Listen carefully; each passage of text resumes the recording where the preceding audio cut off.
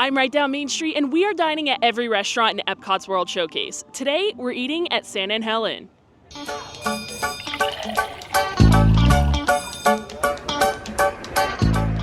The second episode of this series brings us to Mexico, where we are dining in the Pyramid. Now, not only is this restaurant awesome because they are serving up some Mexican cuisine, which is one of my favorite kinds of food, but they also have some of the best ambiance out of any Disney restaurant. We are going to be dining in the Pyramid, under the stars, right next to the Three Caballeros attraction. And I will say, it has been quite a while since I've actually dined here. My last time dining here wasn't the best, which is probably why I haven't been back in so long. But I'm excited to give it another shot. I've heard some very good things recently. And I don't know about you guys, but I'm ready for a marg. So let's head inside. No margarita in hand yet, but we did get the best table in the restaurant, I think. I mean, look at this view, guys. When we checked in, we did request a table right on the water, and they were able to accommodate us, no problem. If you would like to do the same, just make sure you ask if they have something available. They may be able to help you guys out. But if not, honestly, any table in here, you have an amazing view, amazing ambiance. And we're dining in the candlelight today. I feel like I have to turn my brightness all the way up simply so I can see everything. It is a very dark restaurant, but I still love it because it's indoor-outdoor. If you look up, you can see the can lights, but just don't pretend like you don't. It's beautiful view.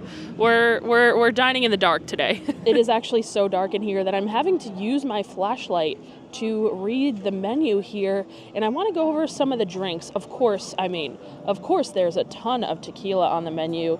You've got all the margaritas there, some tequila flights, mezcal, and then on the bottom, we've got our beer and wine. And then if you flip the menu over, they have some of their signature drinks here, the corn old fashioned, the La Cava avocado, and then the San Angel Inn margarita. I wonder what's in that. I've never seen that before. And in terms of drinks, I usually go for the cucumber margarita. That's like my go-to here in Mexico. But today, I'm thinking of possibly getting the avocado margarita. Years ago, the first time that I tried the avocado margarita, I did not really like it. But then I had it a couple weeks ago, and I was like, maybe my taste buds have changed because I actually really like this margarita. So I think it's time that I order it again. And pretty much all of the drinks on the menu here are the same ones that you could get over at La Cava, the tequila bar here in the Pyramid as well, that I love visiting. They have a couple of differences like that San Angel Inn margarita, but the avocado one you could also get at La Cava. If you didn't want to come dine at the restaurant, you could get that over there as well. This is made with Blanco tequila, melon liqueur, fresh avocado, lime juice, and a hibiscus salt rim for $17.50. This came with a straw in it, but you gotta go no straw when you get a margarita with a salt rim as good as this hibiscus salt.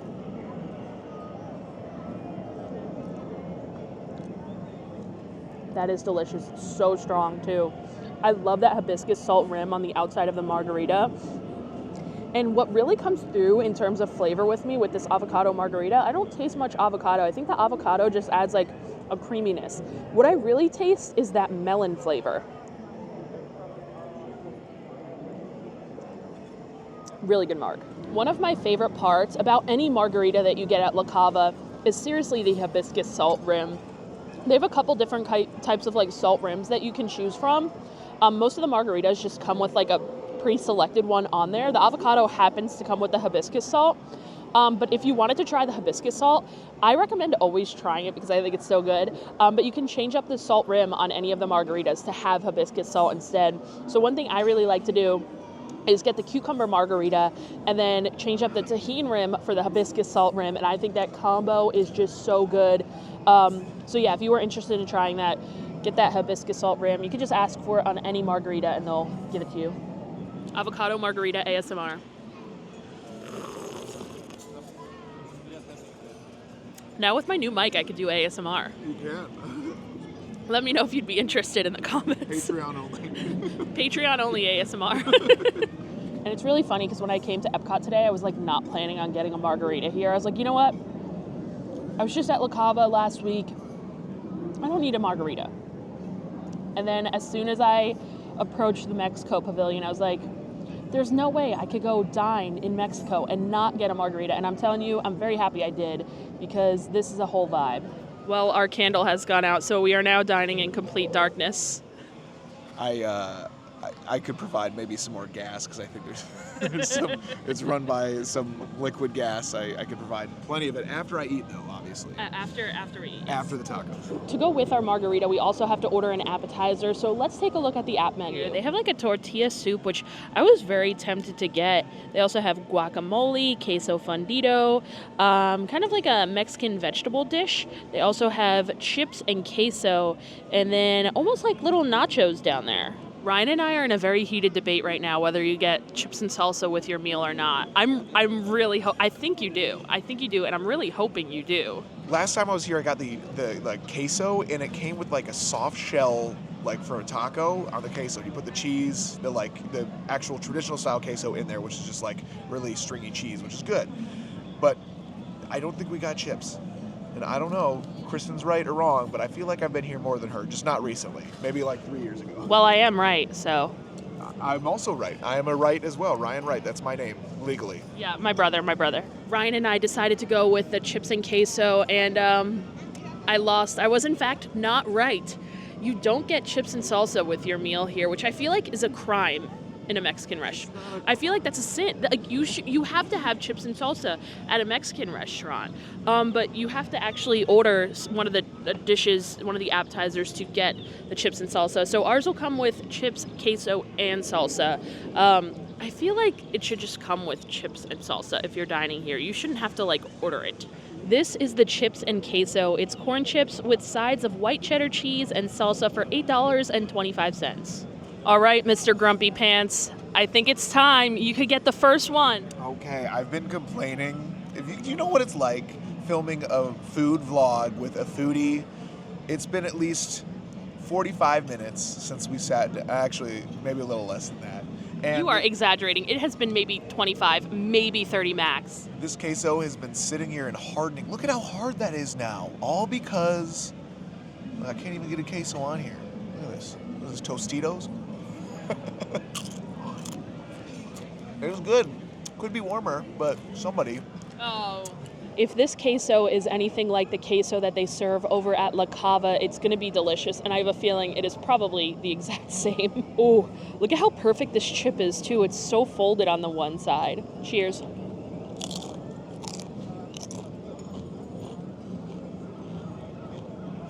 I just love how velvety and smooth that white queso is. It is seriously so good. I always say this, the chips and queso, and even the guac at La Cava and here, because I'm pretty sure it's the same, is all phenomenal. So if you didn't want to go with the queso, the guac is honestly equally as good. I wish they had a trio here. Over at La Cava, they have a trio where you can get guac, queso, and salsa, so you could get all three. Here they don't have a trio, right? I wonder why. They only have just chips and guac or chips and queso. I personally think a trio would be really good, especially considering how close the Three Caballeros ride is to us. It could be like the Three Caballeros trio, and I don't know which. Donald would have to be the queso because he's so cheesy. And then the other two would be the salsa, and the other two that I can't name will be the Panchito and Jose. Panchito and Jose. Which Jose is the green one, would have to be the guac. And then Panchito apparently is the other one. Panchito is like orangey and he wears like a pink tuxedo. Oh my God, that's perfect. There you go, Disney food imagineering. There's a great idea. But honestly, the vibe while we're sitting here, I'm just drinking an avocado margarita, eating some chips and queso. The boats from the Grand Fiesta Tour are just going by. Honestly, this alone makes this reservation for me. Like, if you wanted to come here and you didn't want to order an entree, you can just come here and order chips and queso, chips and guac, and a margarita and just sit here and enjoy this. I'd say it's worth it. Now, our chips and queso also did come with a salsa, so I do want to try this too. Brian said he wasn't really a fan, but I'm going to give it a try.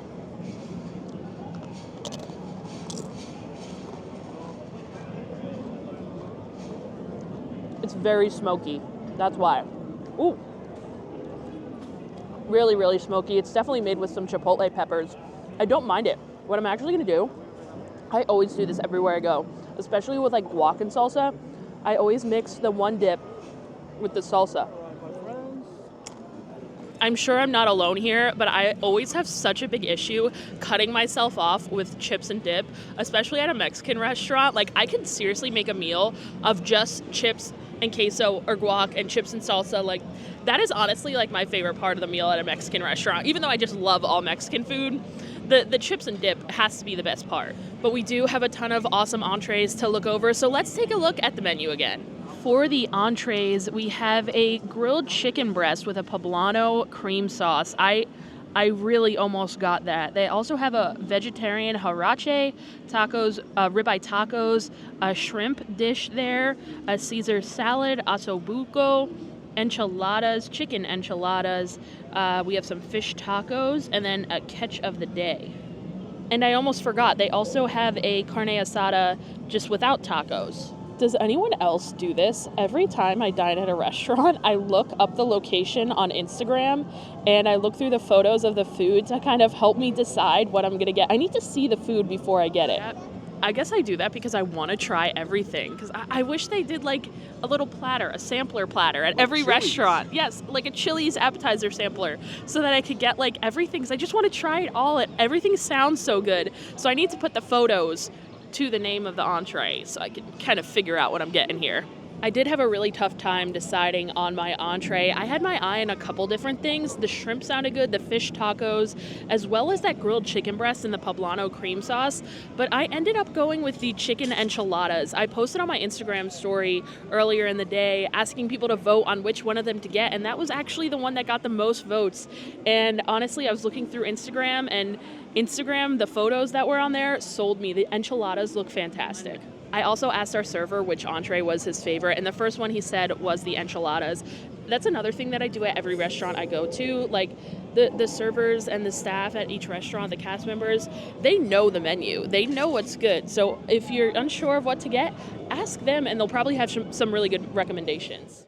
These are the chicken enchiladas. They're corn tortillas filled with chipotle chicken, covered with salsa verde, crema mexicana, cotija cheese, and crispy onion straws atop beans. Served with plantains, topped with crema mexicana and cotija cheese for $29.50. This is very drippy. There is a lot of salsa verde here. Oh, I think it landed on my plate.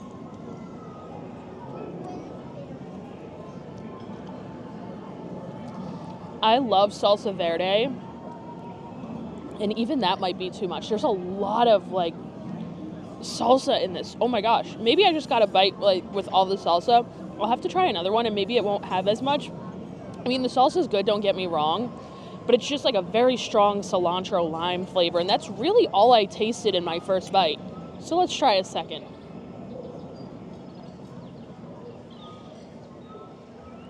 Okay, that second bite was definitely a lot better. Still some of that salsa verde flavor, but definitely way less to where it tastes a lot better. I keep trying to get pieces more like towards the center here because I feel like they have even less of that salsa verde, and even the second bite, it still had a lot. This is a huge bite though. I think I need to cut that in half.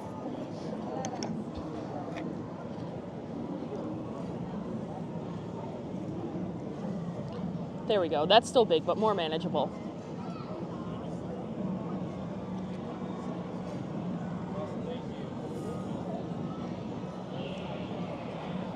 I mean, it's okay. It's definitely not like my favorite thing I've ever had. I feel like Ryan's tacos might be a little bit better. Yeah, it's just okay, honestly. Another thing I want to point out about these enchiladas is that there are 3 of them. The corn tortillas are filled with not too much chicken, and then all the cheese, the salsa, and the beans. And these are $30. So I'm paying almost like $10 per tiny enchilada. And that's also not something that I can get behind. I think for the portion, it's not a good value. The portion for the $30 is not adequate, in my opinion. I guess this might be like why I haven't come back to this restaurant in a while. I remember my entree the first time I dined here. It really wasn't good. I did not care for it. And again, I don't care for my entree. I just have trouble coming here when there's so many amazing local Mexican restaurants around in the Orlando area. One of my favorite restaurants, my favorite local Mexican restaurant, I've made a video about El Tanapa.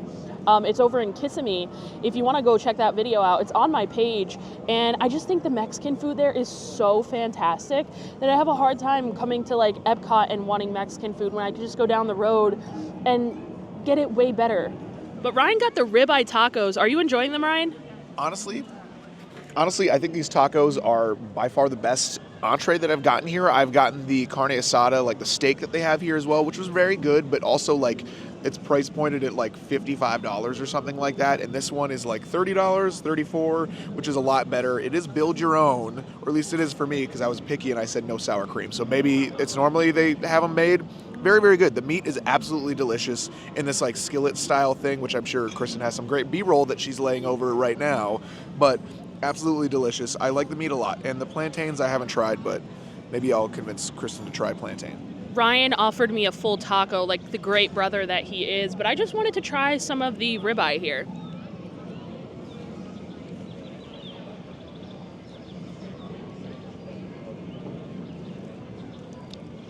I really like the flavor of that. It has a lot of onion flavor in there. It tastes a lot of onion. It kind of reminds me, though, of like a cheesesteak.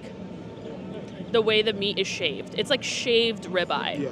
So it's giving cheesesteak. It's giving cheesesteak. Which I don't know if that's necessarily bad, but does it taste like an authentic It's more like Euro taco? Meat, I feel like Euro meat? Yeah. Maybe. It tastes good, but does it taste like an authentic Mexican steak taco? Absolutely not. Which again is just further proving my point why I usually go to local Mexican restaurants opposed to the one in Epcot. I keep going back for more chips and queso because honestly, food-wise, that was by far the best part of the meal so far.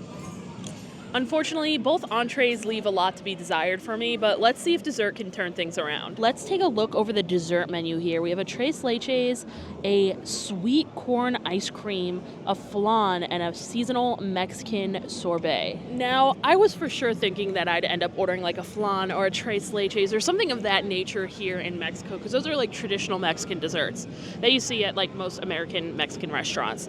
And then I saw the corn ice cream. I mean, that sounds so interesting. That has to be one of the most, honestly, the most unique menu items in all of the World Showcase. And I love, like, cornbread. Cornbread is honestly one of my favorite foods. So sweet corn ice cream, that is too interesting to pass up. I have got to try it. This is the sweet corn ice cream with popcorn and chili powder for $10. So I guess it's just a scoop of that corn ice cream and then some popcorn around the outside. I did ask for the tahini, the chili powder, on the side because I'm not sure if I'm going to like it. So I want to try a bite of just the ice cream first, and then I'll put some of the tahini on it. First bite, sweet corn ice cream.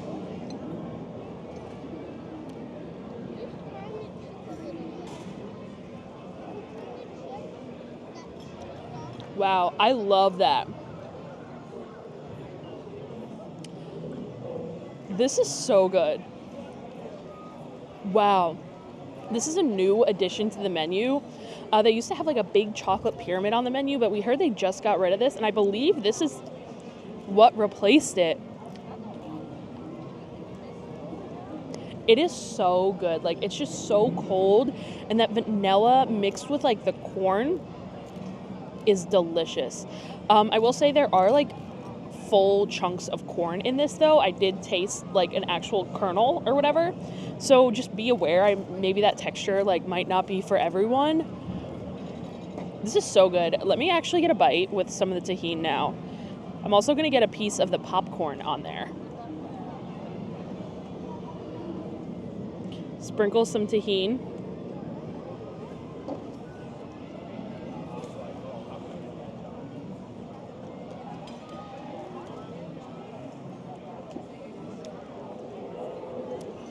I don't usually like tahini, but honestly, that tahini adds such a depth of flavor. I cannot believe this. This is fantastic. This is the best thing I've eaten at this restaurant today. Really? Yeah, I love it. It's so unique. I think that's what I love about it so much. It's so unique. I am tempted to try this ice cream, but I recently did have a scoop from a deli that also had some corn in it, and it was the poop deli. You don't have to use this. Sorry. If you're a consistent viewer of the channel, you've heard this one once or twice before. Kristen said that I have to take a bite of this, so I'm gonna go for the biggest scoop that I could get. No, don't save some for me. No. There you go. See, I got a big scoop. See, she was worried I was just gonna take like half. You just only got popcorn. Wow, it really tastes like popcorn kind of. Yeah, I feel like it tastes like the movie theater. Like I'm licking the floor of a movie theater. I'll get actual ice cream in there now. One thing I don't know if Kristen has mentioned yet. It's the second time I've called you that by accident. One thing I don't know if Kristen has mentioned yet is that this is very expensive for a single scoop of ice cream. This is, how much is this? Like $10 for a single scoop. Which, to be fair, if you go to like Salt and whatever at Springs, Salt and Straw, it probably costs that much for a single scoop.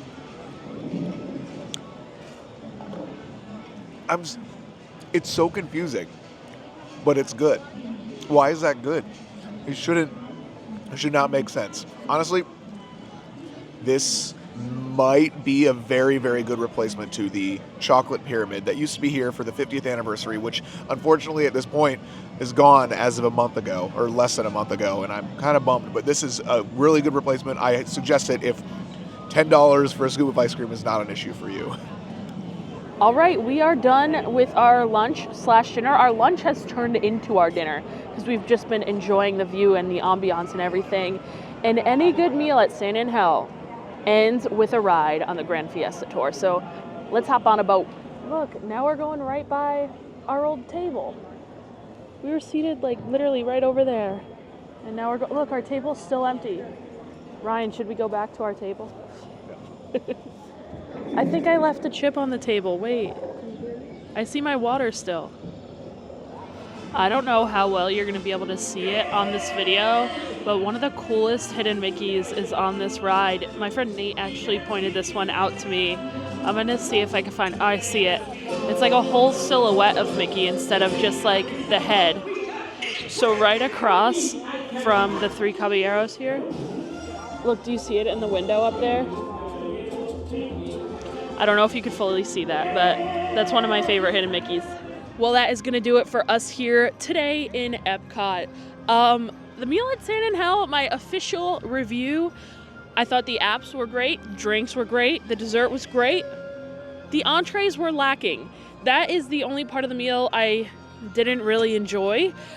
So if I were going to go there again, which I would because obviously the ambiance is phenomenal. If I was going to go there again or recommend it to anyone, what I would recommend you do is go in there for a little beverage, sip on a nice beverage, a nice margarita, get some chips and guac, some chips and queso, maybe some dessert, and then head on out. I don't think the entrees are anything that you would really be missing, unless I just didn't get the right thing, which is also totally possible. Before heading out, I want to give a shout out to some Patreon subscribers: Michael, Emily, Mulligan, Lindsay, Ashley, Misty, Paul, Lisa, Barbara, Angela, Dustin and Nancy, John Paul, Leah, Tracy, Armando, the Latham Thomas family, Adam and Jen, Wayne, Carol, Karis, Marie, Dante, Shelby, Danielle and Marcel, Erica, Linda, Mike, Christina, Brittany, the Calcanes family, Chelsea, Pickle, Travis, Catherine, Ethan, Tori, Ann, and Steven. Thank you guys. And thank you guys so much for watching. Obviously, this is only part 2 of the series. We have a lot more World Showcase dining to go. So let me know down below in the comments what restaurant you'd like to see next, because I'll be all over Epcot in the next coming months. But I'll see you guys next time. Bye!